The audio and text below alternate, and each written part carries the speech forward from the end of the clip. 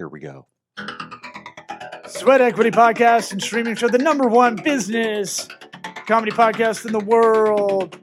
We're pushing pragmatic entrepreneurial advice with dick jokes. That's how we roll. I'm your host, Lost Smith. Sitting to my right, your left on the tube is Eric Redinger. Some people call me Cool Eric. Ooh. Not going to get old ever calling myself cool. If you want to help the show out, as we want to stay number one, when you're number one, there's only one way to go. It's down. Yeah. Let's stay number one. Cool. Share this podcast with a friend, loved one, coworker, someone who's starting a brand, someone who's getting their thing. They don't know how to get going. This is what this podcast is about. You can tell them to listen to it on iTunes, Apple Podcasts app, Spotify, YouTube, Facebook, Vimeo, LinkedIn, and your mom's Walkman. This episode of Sweat Equity is brought to you by Grasshopper. Try grasshopper.com/sweat. Like Key Sweat gets you $75 off an annual plan. What's Grasshopper, you say? It's a business phone line. Scalable business phone line. Scalable, dude. You want a vanity number, bro? You want one of those numbers like a vanity license plate? Mm-hmm. Like, No, don't try and do it. I can't- You're going to try and do one on your own. It's already taken. I should have tried to write some jokes before I should have done that. That's what I get. Try grasshopper.com/sweat. Like my homie Key Sweat. 75 phones off an annual plan. Look, business phone lines aren't that expensive. This one you can keep adding. You can port numbers. You can forward. You can get vanity. You can you got a desktop app. You got a mobile app. Desktop app is huge. Hey, and compartmentalize your life. You say you can get another one via AT&T because you got AT&T already. Yeah, it gets confusing after a while. You got a Google Voice number? Well, you can't advertise a Google Voice number for your business on Google's platform. They'll pick it up. And don't have it go to your personal number. Try grasshopper.com/sweat. Like Key Sweat. My That's body. the third time Sticking power, baby. of Key Sweat. That's sticking power. $75 off an annual plan. Let's get this party started. Okay, jeez. Howdy, There Johnny. you go, okay. What about my sweat equity? Sweat equity. Sweat equity. My sweat equity. My sweat equity.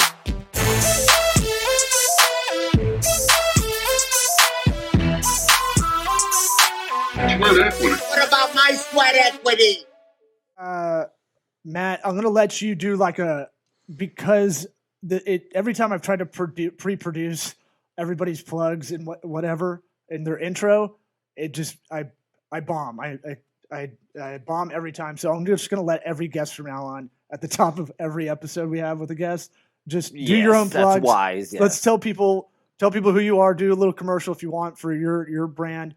But and then we'll get into it because I feel like I forget to let them give plugs up top, Better.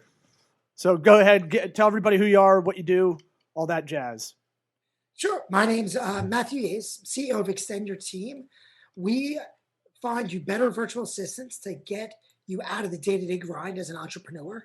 I'm a serial entrepreneur. Didn't start out that way. Traditional path, middle-class upbringing. Love to snowboard. I'm great at it. I'm terrible at kiteboarding. And a lifelong traveler. Okay. What other kind of boarding do you do? Yeah. Not skateboarding. I tried that as a kid. I was terrible. Hoverboarding? Waterboarding? Whoa. Nice. No waterboarding. Okay. Right answer. And yeah, you went to you got your MBA at Michigan's graduate program. Go Blue. That is the one my dad throughout my whole life was like, I want you to go to Princeton and get an MBA at Michigan. I have no idea why. He was obsessed with me doing that. That explains that grunt he makes every time he sees you. Yeah, and guess what happened? I was a C+ student in high school, went right to Auburn. Because it was a one-pager. That's the same. It was a one-pager, and I got in. Yeah, good. But I've always had a reverence for that business school. I guess I was always told it's kind of the best public university business school my whole life. So Well, Matt's going to agree for sure. yeah. But I'm curious. We connected via LinkedIn. I thought it was one of those spammy LinkedIn messages, and it was actually a genuine nice. It was like, and I just put it on. Sorry. It got cluttered, man. Look, LinkedIn's really got to fix this problem because Yes. I don't know anybody that is kind of worth anything on LinkedIn that doesn't get 10 of these a day or 5 of them a day of like just kind of like it's bots. And like, if you get tricked into those, I don't get it. You know, So you instantly throw shade on every single one. This guy. no, look. Let's see what he's got. He sent Again. like a nice message, and it just got in that clutter because I just didn't check. People just don't check that inbox now. I know. I was just thinking about it today. And it's the thing. Here's how you can tell. It'll be like, you can tell the template because it looks like you're a badass or whatever they use. They try to go like, you're an expert in your field in marketing and advertising. Okay, that is the sector they pulled from the profile. Mm-hmm. It's like, and then it's like, I think we have a lot of things in common. We can help, and it's just like fucking Mad Libs and filling it in. Yeah. So anyway, kudos to you for writing that. I apologize, but I apologize for the delay on me getting back. But how did you find our podcast? Because I got to do our own leads data, our own research, or I'm not doing my own job. You're gonna hate my answer. So I can tell you the truth. I can tell you what you want to hear. No, you're here. No, look. What the truth? All right. I didn't write that message. Okay, I Fine. figured. That's fine. So all right. Here's kind of how. So here's what happened. How it works for me. You know what you did? It was one of those. And what I did start asking people when they mentioned the podcast, when they mentioned the podcast, I go, "What episode you like?" Oh yeah. Oh shit. Quick, go back. You're the only one. Again. You're the only one who just answered me back though. So yeah. After that, so like you got to use automation and like you figure it out, and then then you make a meaningful connection, right? So, it's not all bad. I'm just saying, it's saturated. Basically, it's saturated. So like I guess my perspective, connecting with people automatically, I think is fine, right?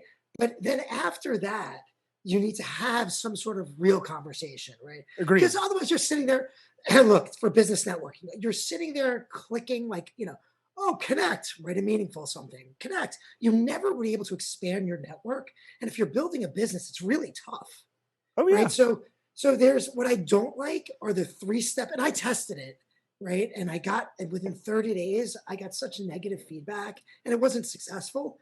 The 3-step drip sequences where you don't answer the first time, then they hit you with another. They hit you with another. They hit you with another. Yeah. That stuff just doesn't work. It might. I was like, I think about it. It's got to work, or people wouldn't keep doing it. But it has to work on you have to do such a huge volume to make that work. I'm sure. But here's what they do in the next drip ones. I've noticed this too. This is funny. That they'll call you out. They'll like, right. They'll do hello? They'll do like the pickup artist thing. You ever hear of that guy? Negging you? Yeah. They'll be like, your podcast sucks anyways. Hey, are you an insecure 21-year-old girl? Well, I'm going to treat you like one. Right. They'll be like, hey, I didn't hear back from you. What's wrong? You're like, what? Oh, this is Mr. drip. Robot. Yeah. So but the thing is, you both have to realize most people. So we say drip. How many people know what a drip campaign is? How many people believe there are tools, that there's automated sequencing tools that you can do on LinkedIn and all sorts of automations? People just don't know about it. Sure. So people do think that it could be real. And also you can also, pay people to do this for you manually. Yeah. You know what I did? And this will kind of dovetail into how you got your company going in the pandy is you're going to do that now? Is that a new word? That's what Andrew Santino and Bobby Lee call it. So I like it. It sounds cuter. Oh, yeah. You didn't come up the with pandy. It. No, I didn't. Pandy. I'm stealing it. I've referenced that before, but what's it called? I was working for an agency, and we're B2B and trying to work with manufacturers and these I call it all the unsexy businesses for a marketing agency to go after. One thing I did do, and I felt it was similar to your story, and maybe I'm glomming on, but I had to figure out how to get a hold of these guys now. Now I couldn't have any physical interaction. So I started recording custom videos for this targeted list of like 150 guys I had, or women, a few women in there. And it felt very lame to record these by myself, but I got the Clips app on my phone and record stuff, and I go, hey Matt, my name is Law. I'm with blah, blah, blah, blah, blah, blah. I would look them up, and I kind of do an under 60 second kind of like, or under 30 second, hey, here's who I am. I'm a real person. And I'd send it to them in LinkedIn. I'd make the file small enough so I could send it to them. And then I don't know why I didn't keep doing this. This is my own fault. I was like 10 for 10 on getting meetings the first 10 I did. And then I did another 40 and probably got, at least like interest in, okay, not right now, but let's talk later. Like, it sounds like a lot of work. That's why you probably stopped doing it. No, it was my own just drama of other stuff getting in the clouding my shit going on. Yeah. So, it's one of those things where I was like, that is a good way to start it, but that's a necessity breeds innovation thing. And I feel like your story is kind of something that's kind of parallel to that, if I'm guessing correctly. Yeah, I mean, 100%. I mean, first of all, I've tried, so I use a product called Dub, and I'll do the same thing. And varying results. I think a lot of people. I actually, what I'll do is I'll email people. Use their, hey, by the way, thanks for connecting with me on LinkedIn. I'm going to send you an email if that's okay with an intro video, and I'll email people. That I have moderate success as well. It also depends if they need my service, and like I'm still trying to fine tune that, but it works. I mean, it's personal, right? So like, why did we connect? The first connection message, you're like, F off, right? Okay, fine, whatever. I'll play the game. No, I'll play the game. Right, but you hit me up, and then you do something meaningful, right? And I think that's the second step, being meaningful, I think is really what's important, in my opinion. Right, in my opinion. And you don't pitch, right? Okay, so it's a podcast, it's a little different. Like I obviously am trying to, go on podcasts, but like for a business, the first thing is, hey, by the way, pay me money. Yeah. Right? Like it's not really. Yeah, take me out on a date first, before you try to hook up with me. I know. They'll be like, you want help building your you need web design? I'm like, I built that shit, man. God. Like, why are you going to come here and tell me I didn't? No, I like it. Or try it starting a virtual assistant agency that does something different than everyone else. All I hear is I get hammered with people like you just all day on LinkedIn. Yeah, I'm not that. Like I get it, right? And it's LinkedIn really has to solve the problem.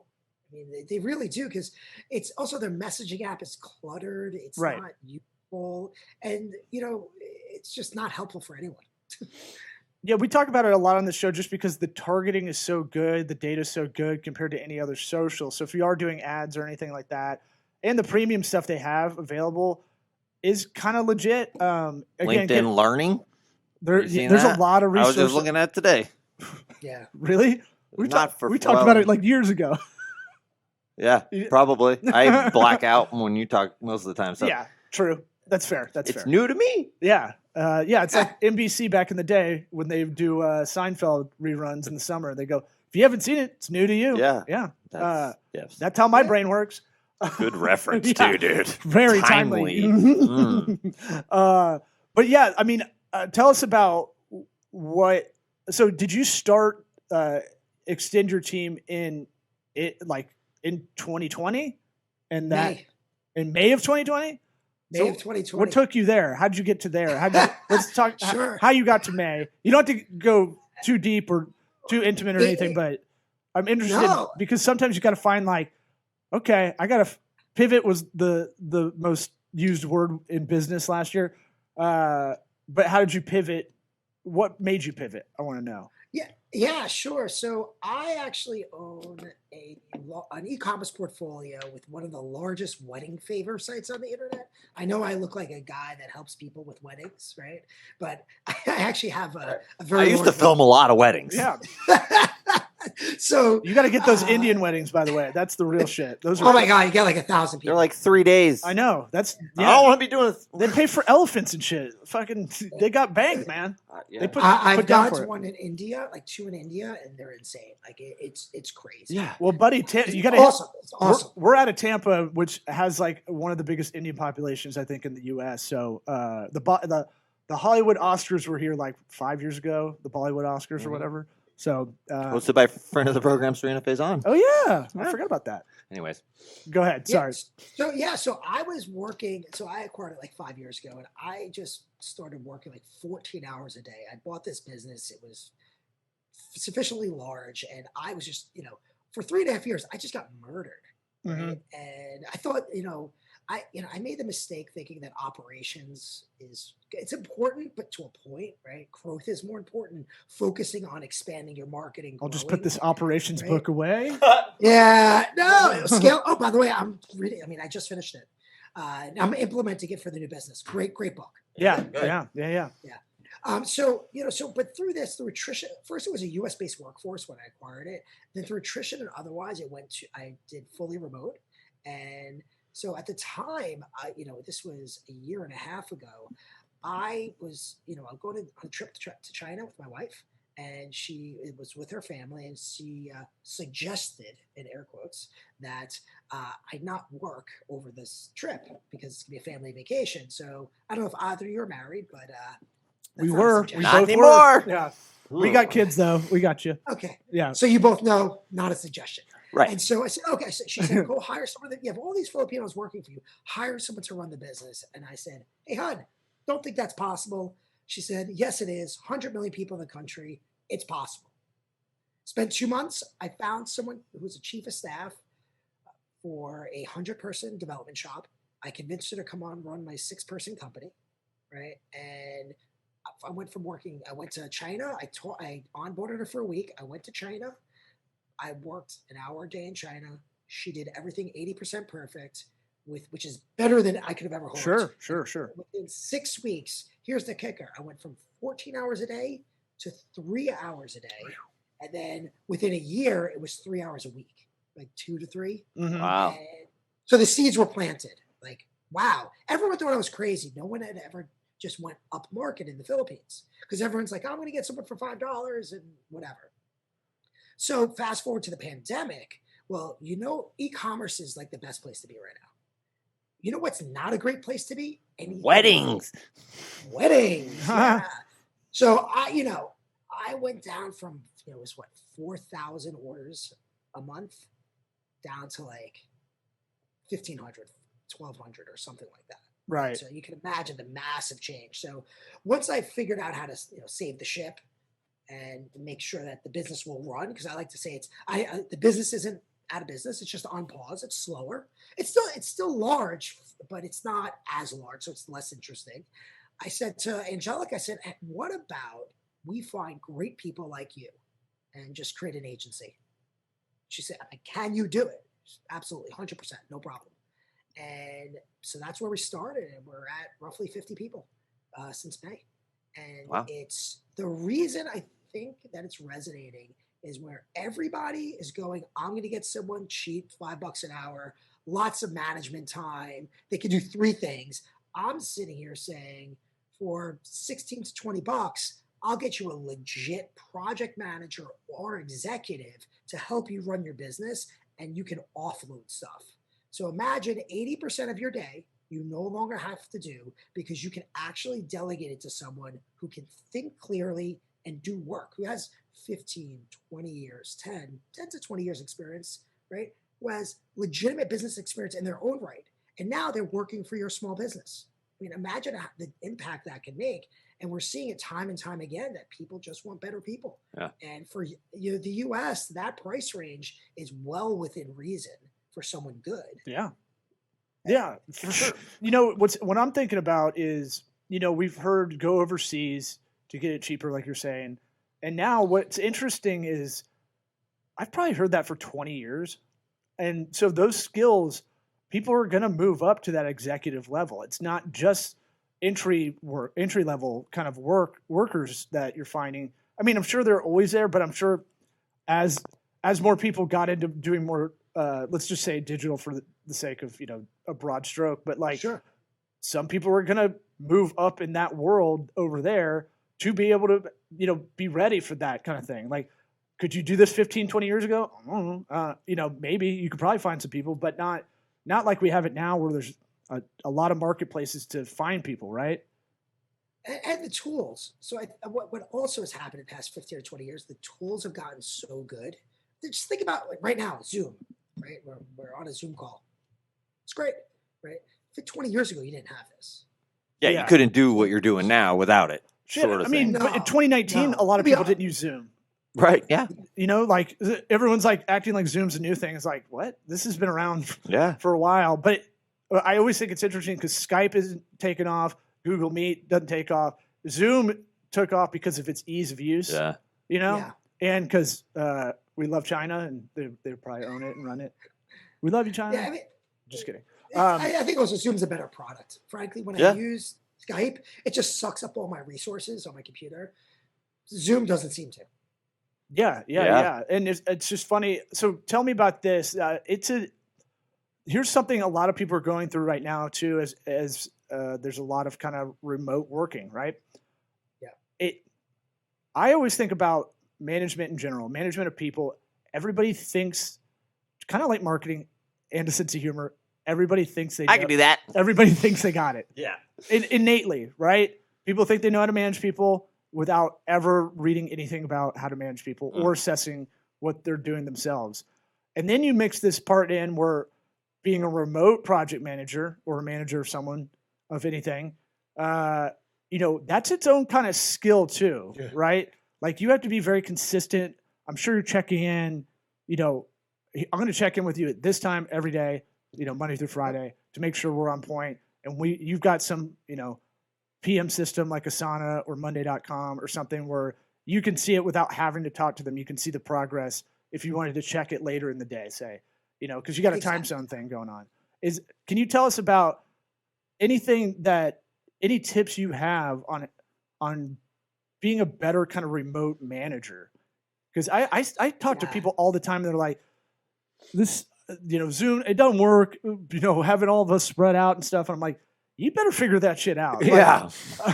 Because it's this, people are going to find cost savings in not having everybody in an office, and it's not going away. So how do you, how can one, and myself included, how can one develop better skills in that kind of remote management? Do you have any tips or anything? Sure. So I've been doing this for a few years now because I was always remote. The company I have, the e-commerce was always remote. It was always people, they were in Minnesota at the time. So first of all, you need to use video conferencing, right? So remember, no one wants to be the recipient of an email or Slack message, and that's how they're managed, and that's it, right? They're real people. Right? They just happen to sit somewhere else, whether that's they're sitting at their house in the same city or across the world. It doesn't really matter. They're real people, so treat them like that. That is rule number one. Two, you have to use tools. I would say like Asana, Trello. I like Monday. That's a favorite of mine. But we help clients implement all this. And then three, you have to have some sort of consistency. So one of the things, so you talk about scaling up the book you're reading that I just literally told my team yesterday, we're going from twice a week meetings for my virtual assistant business to 15-minute a day stand-ups. Yep. Where every single day we're going to talk for 15 minutes, the entire team. You have 1 minute. Tell me what you're doing tomorrow. Yeah, we just we just started doing that. We just implemented that 2 or 3 weeks ago, and it's made a huge difference in communication. So those are huge. So, and I think it's also good to give people visibility, right? That may not because they're not as senior. So So I would also recommend consistency, tools, and just think of them as they're just down the hall from you, but you just don't see them. How would you work? And think of it like that. Yeah. You have to just really conceptualize they are part of your team. I've spoken to people who said, I'm having problems with my virtual assistants. It's all right. How many times a week you speak to them? Well, once a quarter. Sorry. So you call them once a quarter. Right. How would you feel? Mm-hmm. I wouldn't like that. Okay. Like just because you pay someone less doesn't mean they're any less valuable. It's just, Sure. I think it's a bias that we have in the United States. That Definitely. If they're not from the US, they're not as good. They're not as valuable. But the truth is people overseas many times are more talented than us in specific areas. And you're just paying less because that's the market rate in their country. Mm-hmm. It's not a poverty wage, right? When I pay executives on my team, I'm not paying them a poverty wage. I'm paying them a legitimate executive salary in the Philippines. Yeah. It just happens to be less for us. Right. But their cost of living is less.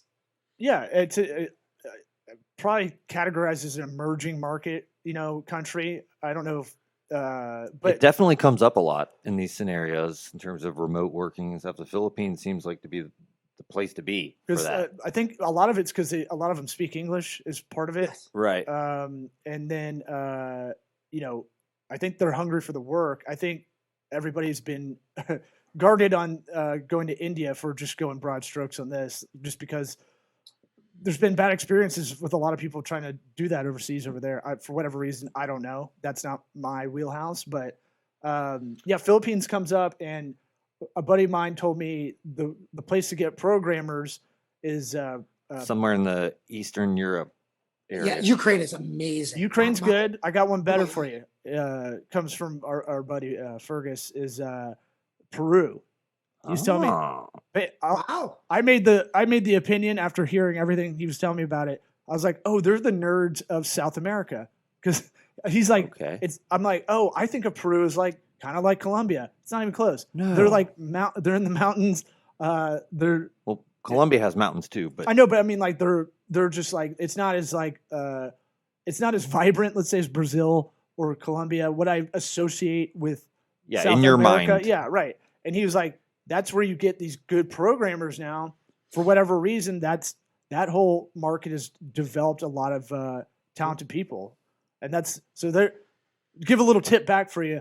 I just give tips from smarter people. I'm just a vessel. So No, it's check it out. I mean, it's I think the reason Philippines, like you said, is just English. They've worked with Americans for a long time. A lot of the major U.S. companies are in the Philippines doing business process outsourcing. So there is a deep bench of talent Mm. in the Philippines that you may not find in other places, specifically towards customer service and operations, because they're so used to it. And they have 24-hour centers in Manila. It's crazy. And so you can just, as a small business owner, tap into that and pay competitive wages for prices of, fast food workers here, right? So, student minimum wage in the United States will be $15 an hour. That's where, well, at least that's where it seems to be going. So if you look at it like that, so you can pay roughly United States minimum wage and get an executive. yeah, Wow. How do you compete with that? right. It's phenomenal. That's a Chick-fil-A worker. Yeah, And by the way, they're awesome. And the people in the Philippines are incredibly loyal. They're amazing to work with, and they just want to succeed. And because you're a U.S. company, you treat them very well, so they're happy. yeah. Interesting. It's very good insight. Appreciate that. Yeah. We were talking a little bit when I asked you which episode you liked. I'm hoping you actually listened to it, but you probably you could have looked at the headline. But you were saying how you liked the one about we were talking about customer service in an episode a couple months back, and tell us about that, because in an age of no customer service, if you can really set yourself apart as someone who gives a shit, like what was the book you were reading, the Zappos? Oh yeah, delivering happiness. Yeah, that you can really set yourself apart from a lot of these faceless kind of companies that are going big volume. What do you think about kind of that as far as adding value from a customer service standpoint in this remote kind of working world? All my customer service people for my ecom business are in the Philippines. Yeah, And by the way, for major corporations and smaller corporations and e-commerce in the internet world, I mean, I couldn't even estimate how many customer service people in the Philippines. but are they trying to make a connection like you're trying to make connections on the kind of business development side?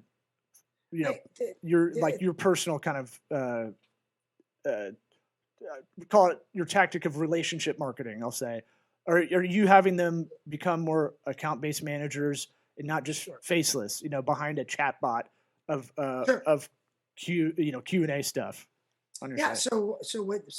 So all the above, and I have to tell you, I was really taken back this year about one of my team members. I'll just give you a story. So she runs customer service for me. So customer service for me is people call in, chat, and email, and they do a really great job of making sure the customer's happy. So I have a gift basket. I have two decent sized gift basket sites as well. And I said to my head of customer service, I want you to take over corporate order. Now, corporate ordering is not $100. Corporate ordering is thousands. She completed, I think it was 5 $10,000 orders, a few $30,000 orders, and one $90,000 order. She did that all on her own, no help from me, right? I was nervous. I just sat back and watched. I'm not gonna lie, I was very nervous because it's obviously a lot of money, but she Sure. did a phenomenal job. So yeah, you can get it. Look, it's about training. You still have to train people, Right. right? It doesn't really matter. Like they're not going to come in and say, "Hey, I know everything about your business and your customer service." You have to train people to do customer service your way. And once you do that and you give them the systems, there's no reason why they can't, you can't have the same results I have. Yeah, we're in a playbook mode similar to that. Let's figure out the playbook so then we can, start scaling it out a little bit better. That we're on the same page too in a lot of things. One thing I like asking people like yourself that's a serial entrepreneur, what's your routine? What's your morning routine? You don't have to give us the whole day or week, but I'm always curious because you have to be very self-disciplined, and you can tell us it can be just work, but I always like to hear like the work-life balance stuff. So I get up, I go for a run or whatever it is, and then I check email, then I do this. We like the pragmatic shit. We like the small minutia. So hit us with your routine. Yeah, so I'll wake up, I'll meditate for about 30 minutes, maybe 40. What time are we waking up? Curious. Well, so I'm in Hawaii right now. I've been waking up at like 5:30, just naturally. But usually I'm waking up at like 6:30. Okay. 6:30, wake up, just get up, go sit on my couch, meditate for 30, 40 minutes. Then, depending on what I have going on, may have breakfast with my wife, right? We may go for a walk, may not. Then I just start my day. So if I'm in the mountains, like I'll stop my day at 1:30. I'll go snowboarding. I'll go snowshoeing with my wife. Do something, and then I'll clock in to make sure. It really just depends what's going on. Clock in to make sure, like I didn't miss anything. But generally speaking, my day now, because I have a team, is I'm talking to podcasters. I'm doing marketing. I'm doing all sorts of interviews. Talking to customers. I'm doing sales. High value things. Right after this, I'm going to go meet my wife for lunch, and we're going to have a 2-hour lunch, down at one of the hotels around here. So it's really a solid balance. But the real thing that I get to do, honestly, because I have a team, is I get to clock out early and not stress out about it, or not stress out as much as I cannot stress out about my business. Sure. Yeah. That'll take up a lot of attic space, man. Yeah. Oh yeah. I mean, it's not what everyone thinks. Entrepreneurship is a crazy roller coaster. You could be riding high, and then look what happened to me. I had a great business that is on pause because COVID. It's nothing I could do. Doesn't matter. Pivoting. Oh, you could pivot to sell wedding favors to remarket it to something else. Yeah, not really, because it's saturated, right? So like, I don't have a unique angle. Well, you pivoted in a different brand. You pivoted, in a different mode. I'd say it's still you figure it out on the fly. That's the real wider pivot. Adaptability is the real kind of key of being a successful entrepreneur. And we talk about it. Look, entrepreneurship's lonely. Your wife, she sounds like she is kind of involved, but she's probably not doing everything with you and knows everything you're doing. And even if she was your 50-50 partner on it for the business or any of the businesses you do, you still, wouldn't know each other, what the plight either both are going on. Right. So we always say entrepreneurship it's like being sometimes on a life raft out in the middle of the Gulf here. We call it Gulf of Mexico, but yeah. It really is. I mean, look, my wife, we talk about the business, right? But she's not in it day to day. She has a job. She's a senior executive. So power couple. Nice. So yeah, so she's a senior executive. And so she can help me, give me advice, but she's not executing. And at this point, the other thing about entrepreneurship, and I realized that I made this mistake. My job is not to execute, right? And that's the critical thing. If anyone can take away, is your job as an entrepreneur is not to execute. You need to hire that out. Otherwise it's impossible to grow. There's no entrepreneur who's been successful and has grown a massive business by doing it all him or herself. You can't be the generalist and the specialist at the same time. I learned that the hard way for sure. This is I why I know I'm started my having business. PTSD flashbacks right now. I spent 3.5 years working 14 hours a day for what? Yeah, okay, I optimized stuff. Things may have run better, but I didn't execute on a grander vision. And guess what? No, I didn't fail. The business will end up surviving and all this stuff. But I don't have 3.5 years of my life back. Right. And that's to me, that's the failure. Right now, I mean, listen, I'm thinking about my business a lot. It occupies mind space. I'm reading books to try to better it and so on and so forth. I'm scaling it quickly, but I at least have a lot more control over my day. And I just say, do this, do this, do this, do this. Let's hire someone to do this. Right. And I probably would have had this foresight had I not gone through that pain. But I'll tell you, man, 3.5 years of pain was not worth it. I probably should have cut bait after like a year and a year. It's Like, tough. It's tough to know. It's tough to assess it, Yeah. without being Sunk subjective. costs. The sunk cost fallacy and all that stuff. We try to keep these episodes pretty quick, and we will make sure we don't keep your wife waiting after we're done. We ask everybody first time they come on. We end the episode with this: what advice would you give your 13-year-old self? Be more academic. Wow, that's a Be new more one. We haven't heard academic. that. Yeah. Why were you not? You weren't a bookworm kind of person? So I think what happened to me is when I was like 13, up to 13, I would have said yes. At right around that age, I started slacking off, and it wasn't until years later I realized what the price is. Right. So Right. Look, you can be successful without a fancy. Like I went to Michigan, right? I got my way back up there, right? Mhm. But you can be successful without a fancy education for sure. But it does make it easier when you come out of college, if that's what you do, when you have better grades, you go to a better school. Like I didn't realize the difference until I went to Michigan. I didn't realize that, yeah, companies just recruit you and like throw money at you just to come work for them. I had no idea because that was not my experience out of undergrad. Interesting. So Yeah. I had to work a lot harder. Okay. Well, hey, we're gonna have you back on at some point. Yeah, man. Yeah, this is really Glad you're a real interesting. guy. I'm a real person. we find out he's an AI bot all the Yeah, I'm time. like, holy shit. That was amazing. Well, thanks for coming on, and it's extendyourteam.com is the site, Sweat equity. right? Yep. Yep. It is. Okay. I thought we lost you for a second. I was like, huh? No. Yeah. I was listening. All right, No, buddy. thanks. All right, Yeah. Thank you, everyone. I really appreciate the opportunity. Yeah, man, Mahalo. thank you.